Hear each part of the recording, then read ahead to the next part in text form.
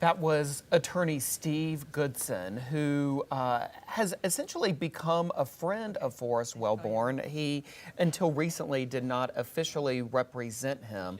Last week, I had an opportunity to interview Forrest Welborn and met his mother.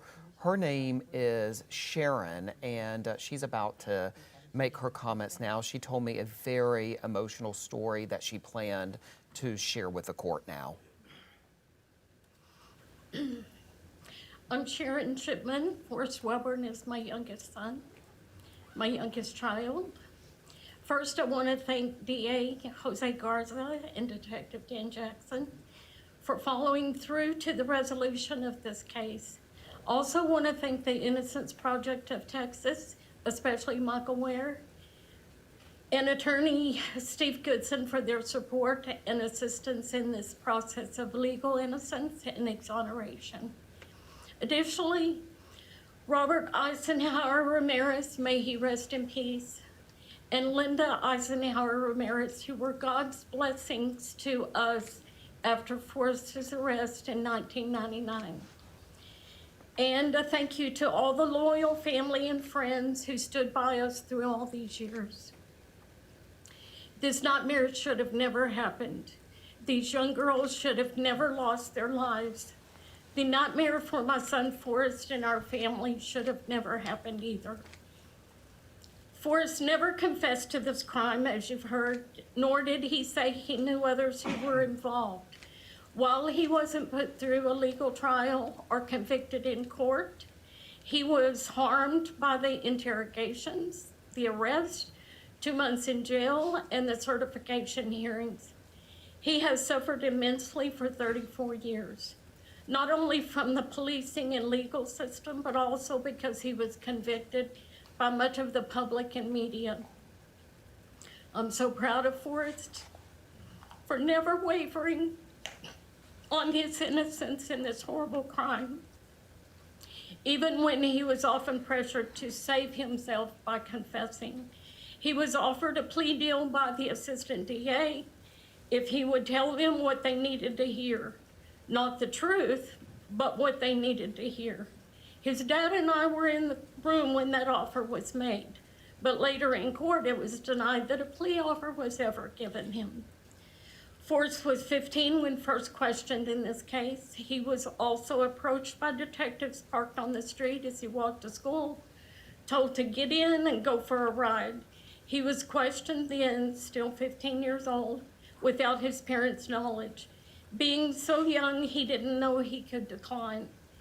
He was also devastated about these murders, afraid of what had happened in his neighborhood to girls his age and some from his school. And he wanted to be helpful. He knew he had nothing to do with it, so thought it could only help to cooperate. But from that moment, his life changed. Over many years, detectives subjected Forrest and his family to pressure, insisting we say that he confessed and that he was involved. It was heartbreaking, frustrating, and downright scary to see Forrest suffer for the rest of childhood and his entire adult life. I could feel his anxiety, depression, stress, and anger, and it was hard for him to trust anyone. These emotions trickled down to all his relationships throughout these 34 years, affecting every aspect of his life. He constantly had strangers approach him about the case, most often unpleasant encounters. He also lost relationships and friendships over the years. The knowledge that much of the public and even some extended family and friends believed the story that he was involved weighed heavy on all of us. When arrested, Forrest was issued a $1 million bond. He called me later that day and asked me to please bond him out, that he couldn't stay there. It broke my heart to remind him how much the bond was and that there was no way I could get the money to get him out. He called me as often as possible from jail, short, heart-wrenching calls. I wrote to him daily, trying to keep his spirits up by telling him that tons of people were praying for him.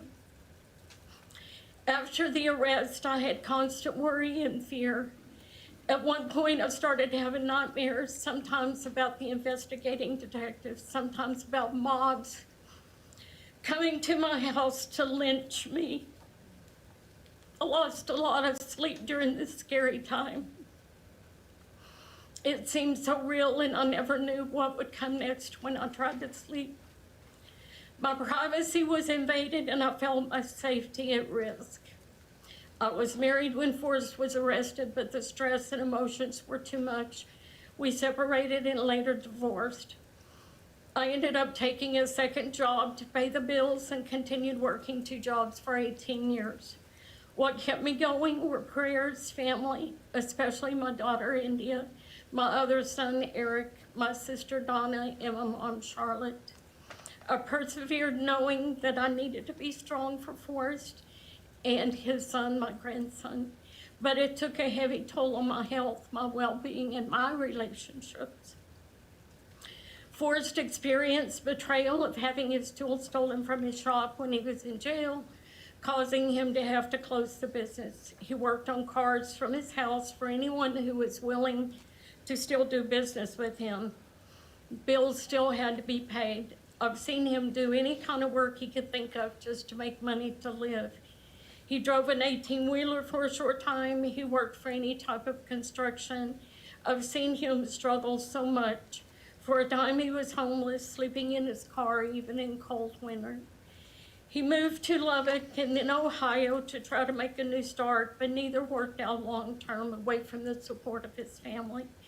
He's tried hard to make a life for himself, usually working for himself, a lonely life. This case just never would go away, though.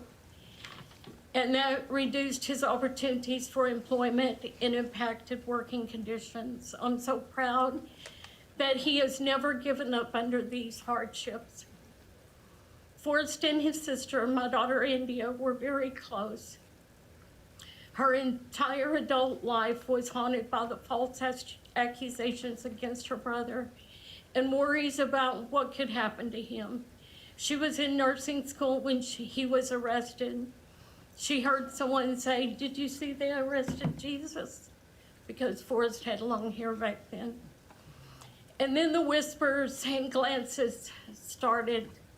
Under that public scrutiny and fear for her brother's life, she had a breakdown. She pulled out of school just weeks before she would become a registered nurse, never returning to nursing school.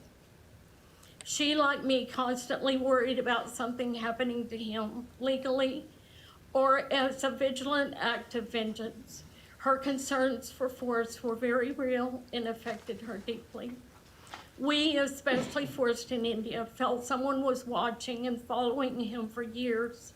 And just 6 years ago, even after the DNA test showed no links to the boys, he was approached by detectives as he made his daily stop for a breakfast taco and a Monster drink.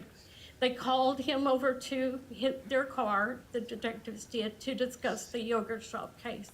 During that time, India was telling us someone was watching the house.